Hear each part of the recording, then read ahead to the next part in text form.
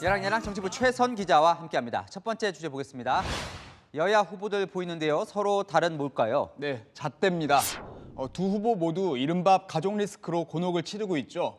그런데 여야 모두 상대 후보를 비판하면서 자신에게 유리한 잣대를 들이대고 있습니다. 글쎄요, 이 두 후보 모두 동병상련처지라 서로를 공격하기가 좀 조심스러울 것 같기도 한데 또 그렇지가 않나 보군요. 네, 먼저 민주당은 공사 구분을 기준으로 내세우고 있습니다. 공적 영역은 검증하되 사적 영역은 놔두자는 건데요. 이재명 후보 아들의 사생활로 곤혹스러워하고 있죠. 그래서일까요? 김건희 씨의 공격에서 과거 출신이나 외모에 대한 언급은 줄이고 허위 이력 의혹에 집중하는 모양새입니다.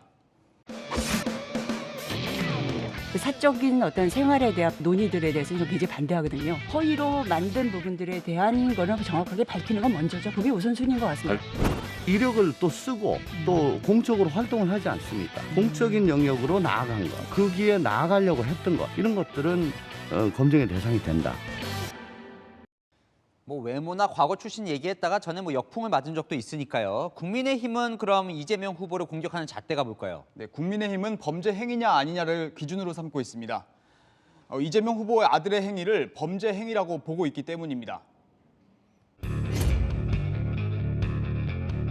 이미 성인이 된 분이 현실적으로 범죄 행위를 하고 있다. 빨리 수사를 받고 형사처벌을 해야 될 그런 범죄 행위거든요. 형사처벌 사항이 된다면 하는 게 맞습니다. 아니 뭐 이재명 후보 아들도 지금 뭐 수사한다는데 윤석열 후보 배우자라고 해서 내 문제 아니다라고 넘어갈 수는 없겠죠.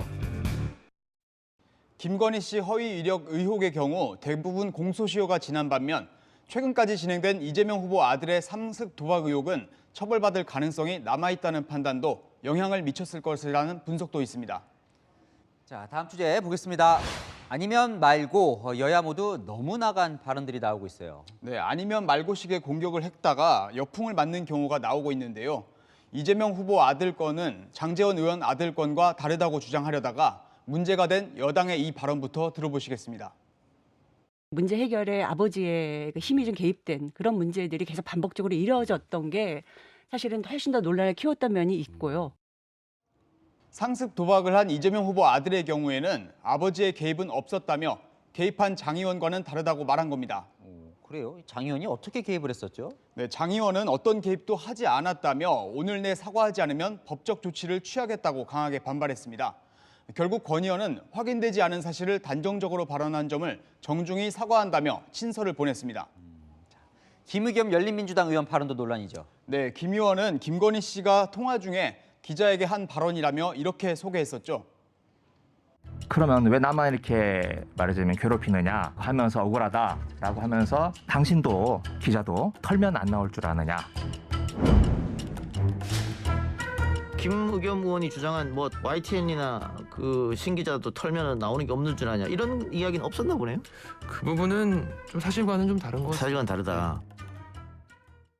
국민의힘은 기자가 하지 않은 말까지 만들어낸 나쁜 의원, 나쁜 선배라고 비판했는데요. 민주당 김남국 의원, 국민의힘 이수정 공동선대위원장 모두 뚜렷한 근거도 없이 상대 측에서 의혹을 만들어냈다는 기획설까지 제기하고 있죠. 아니면 말고식 공격, 급한 마음은 이해가 되지만 정치인의 최소한의 품격마저 사라지는 것 같아 씁쓸합니다. 요즘 참 듣기 괴로운 소식만 자꾸 전해드리는 것 같습니다. 지금까지 여랑야랑이었습니다.